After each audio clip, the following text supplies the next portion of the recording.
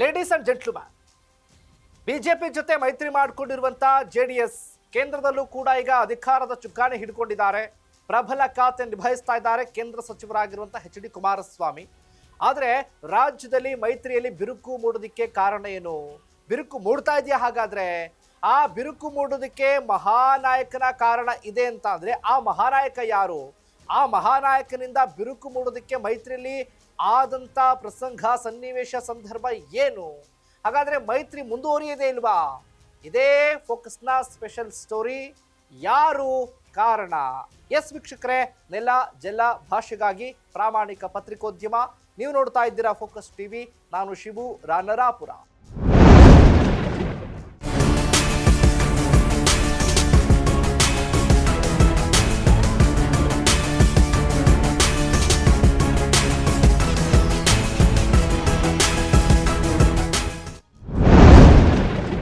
ಲೋಕಸಭಾ ಚುನಾವಣೆ ಆದ ನಂತರದಲ್ಲಿ ಜೆಡಿಎಸ್ಗೆ ಹೊಸ ಹುರುಪು ಕೂಡ ಬಂದಿದ್ದು. ಯಾಕಂದ್ರೆ ಕುಮಾರಸ್ವಾಮಿ ಅವರು ಕೇಂದ್ರದಲ್ಲಿ ಮಂತ್ರಿ ಆಗಿದ್ದಾರೆ, ಅದು ಕೂಡ ಪ್ರಭಾವಿ ಖಾತೆಯನ್ನು ನಿಭಾಯಿಸ್ತಾ ಇದ್ದಾರೆ.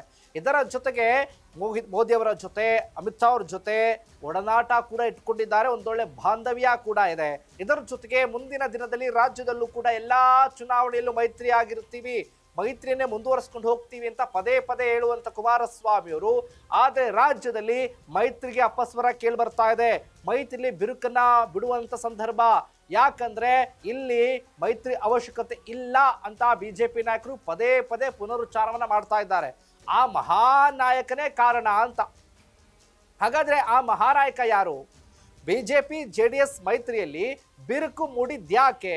ಅಸಮಾಧಾನ, ಟಿಕೆಟ್ ಗೊಂದಲ ವಿಚಾರ, ಇದರ ಜೊತೆಗೆ ಮಂತ್ರಿ ಯಾರಾಗ್ತಾರೆ 2028ಕ್ಕೆ ಸರ್ಕಾರ ರಚನೆ ಆದ್ರೆ ಅನ್ನುವಂಥ ಲೆಕ್ಕಾಚಾರ ಅನ್ನುವಂಥದ್ದು. ಇಲ್ಲಿ ಪ್ರತಿಷ್ಠೆಗೆ ಬಿದ್ದು ಅಸಲಿ ಉದ್ದೇಶವನ್ನೇ ಮರ್ತೇ ಬಿಟ್ರಾ ಮೈತ್ರಿ ನಾಯಕರು?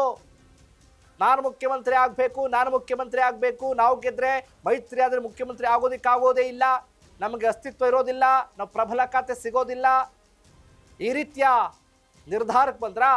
ಪ್ರತಿಷ್ಠೆಗೆ ಬಿದ್ದು ಅಸಲಿ ಉದ್ದೇಶವನ್ನು ಮರ್ತೇ ಬಿಟ್ರಾ? ಒಬ್ರಿಗೊಬ್ರು ಮೈತ್ರಿ ಮಾಡ್ಕೊಂಡಿದ್ದನ್ನೇ ಮರ್ತೇ ಬಿಟ್ರಾ? ಯಾಕೆ ಮೈತ್ರಿ ಮಾಡ್ಕೊಂಡಿದ್ರು ಅಂತ? ಅದು ತೆರೆಮರೆಯಲ್ಲಿ ಮೇಲ್ನೋಟಕ್ಕೆ ಮಾತ್ರ ಒಗ್ಗಟ್ಟನ್ನ ಪ್ರದರ್ಶನ ಮಾಡ್ತಾ ಇದ್ದೀರಲ್ಲ, ನಿಜವಾಗ್ಲೂ ಕೂಡ ಅವರಲ್ಲಿ ಒಗ್ಗಟ್ಟಿದೆಯಾ?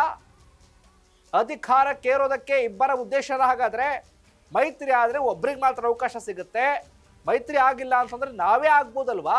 ಈ ಲೆಕ್ಕಾಚಾರಕ್ಕೆ ಬಂದ್ರೆ ಹಾಗಾದ್ರೆ ಕಾಂಗ್ರೆಸ್ ಅನ್ನ ಸೋಲಿಸೋದು ಅವರ ಉದ್ದೇಶ ಅಲ್ವಾ?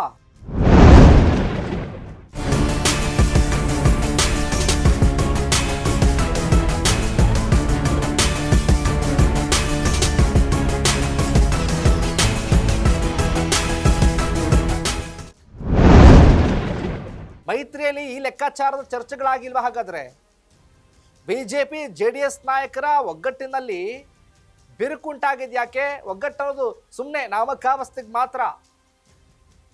ಅಸಲಿಯತ್ತೇನು? ಹಾಗಾದ್ರೆ ಮಾತೆತ್ತಿದ್ರೆ ಅಮಿತ್ ಶಾ ಜೊತೆ ಮಾತುಕತೆ ಮಾಡ್ತೀವಿ, ನರೇಂದ್ರ ಮೋದಿ ಅವ್ರ ಜೊತೆ ಮಾತುಕತೆ ಮಾಡ್ತೀವಿ ಅಂತ ಕುಮಾರಸ್ವಾಮಿ ಅವರು ಹಾಗೆ ಮಾಡ್ತಾ ಇದ್ದಾರೆ. ಮೈತ್ರಿಗೆ ಗ್ರೀನ್ ಸಿಗ್ನಲ್ ಕೊಟ್ಟಿದೆ ಗೃಹ ಸಚಿವ ಅಮಿತ್ ಶಾ ಅವರು.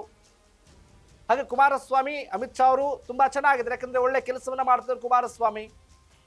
ಜೆಡಿಎಸ್ನ ರಾಷ್ಟ್ರೀಯ ಪಕ್ಷ ಅಲ್ಲವೇ ಅಲ್ಲ, ಅದು ಕರ್ನಾಟಕಕ್ಕೆ ಮಾತ್ರ ಸೀಮಿತವಾಗಿರುವಂತ ಪಕ್ಷ ಜೆಡಿಎಸ್ ಅನ್ನುವಂತ ಗೊಂದಲ ಹೈಕಮಾಂಡ್ ನಾಯಕರಿಗೆ ಸಂದೇಶ ಕೊಟ್ರ ಆ ತರ. ಆದ್ರೂ ಬಿಜೆಪಿ ರಾಷ್ಟ್ರೀಯ ನಾಯಕರೊಂದಿಗೆ ನೇರ ಸಂಪರ್ಕವನ್ನು ಹೊಂದಿದ್ದಾರೆ ಕುಮಾರಸ್ವಾಮಿ ಅವರು. ಪ್ರಾದೇಶಿಕ ಪಕ್ಷ ಆದ್ರೂ ಕೂಡ ಕೇಂದ್ರದ ವರಿಷ್ಠರ ಜೊತೆ ಒಳ್ಳೆಯ ಸಂಬಂಧವನ್ನ ಕುಮಾರಸ್ವಾಮಿ ಹೊಂದಿದ್ದಾರೆ. ರಾಜ್ಯ ಬಿಜೆಪಿ ನಾಯಕರಿಗೆ ಇದು ಟೆನ್ಷನ್ ಆಗಿರೋದು. ಯಾಕಂದ್ರೆ ನಮ್ಮನ್ನ ಲೆಕ್ಕಕ್ಕೆ ತೆಗೆದುಕೊಳ್ತಾ ಇಲ್ವಲ್ಲ, ಕುಮಾರಸ್ವಾಮಿಯನ್ನು ತೆಗೆದುಕೊಳ್ತಾ ಇಲ್ಲ, ಬಿಜೆಪಿಯವರು ತೆಗೆದುಕೊಳ್ತಾ ಇಲ್ಲ ಅಂತ. ಇದರ ಜೊತೆಗೆ ಕುಮಾರಸ್ವಾಮಿಯವರು ರೆಬಲ್ ನಾಯಕರ ಜೊತೆ ಹೆಚ್ಚು ಸಂಪರ್ಕವನ್ನು ಹೊಂದಿದ್ದಾರೆ. ರಾಜ್ಯ ಬಿಜೆಪಿ ನಾಯಕರ ವಿರುದ್ಧವೇ ಪುತ್ರ ನಿಖಿಲ್ ಕುಮಾರಸ್ವಾಮಿ ಎತ್ಕಡ್ತಾ ಇದ್ದಾರೆ ಕುಮಾರಸ್ವಾಮಿ ಅವರು. ಹಳೆ ಮೈಸೂರು ಭಾಗದಲ್ಲಿ ಮಾತ್ರ ಸ್ಟ್ರಾಂಗ್ ಆಗಿರುವಂತ ಜೆಡಿಎಸ್ ಉಳಿದೆಲ್ಲಾ ಕಡೆ ಏನ್ ಮಾಡ್ತಾರೆ? ಮಂಡ್ಯ, ಹಾಸನ ಜಿಲ್ಲೆಗಳಲ್ಲಿ ಪ್ರಾಬಲ್ಯ ಹೊಂದಿದ ಜೆಡಿಎಸ್ ಆದ್ರೂ ಹಳೆ ಮೈಸೂರು ಭಾಗದ ಬಿಜೆಪಿ ನಾಯಕರನ್ನ ವಿಶ್ವಾಸಕ್ಕೆ ತೆಗೆದುಕೊಳ್ತಾ ಇಲ್ಲ ಕುಮಾರಸ್ವಾಮಿ ಅವರು. ಬೇಕಾಗಿಲ್ಲ ನಮ್ಗೆ ಆ ಭಾಗದಲ್ಲಿ ಅಂತ ಮಂಡ್ಯ, ಹಾಸನ ಜಿಲ್ಲೆಗಳ ಬಿಜೆಪಿ ನಾಯಕರ ಜೊತೆ ಸಂಘರ್ಷಕ್ಕಿಳಿದಿದ್ದಾರೆ ನಿಖಿಲ್ ಕುಮಾರಸ್ವಾಮಿ.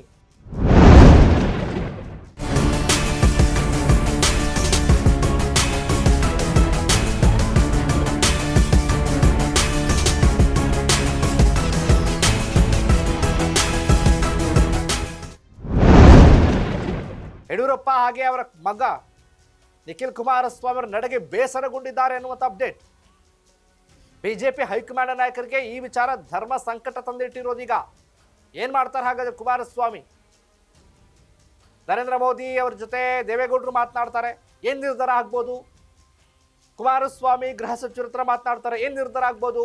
ರಾಜ್ಯದಲ್ಲಿ ನಮ್ಮನ್ನು ಯಾರು ಕೇರ್ ಮಾಡ್ತಾ ಇಲ್ಲ ಅಂತ, ಹಾಗಾಗಿ ಮೈತ್ರಿ ಬೇಡವೇ ಬೇಡ ಅಂತ ನಿರ್ಧಾರಕ್ಕೆ ಬಂದು ಫಿಕ್ಸ್ ಆಗಿದ್ದಾರೆ ಅಂತ. ಇದೇ ಫೋಕಸ್ನ ಸ್ಪೆಷಲ್ ಸ್ಟೋರಿ, ಯಾರು ಕಾರಣ ಅಂತ. ವೀಕ್ಷಕರೇ, ನೆಲ ಜಲ ಭಾಷೆಗಾಗಿ ನೋಡ್ತಾ ಇರಿ ಫೋಕಸ್ ಟಿವಿ.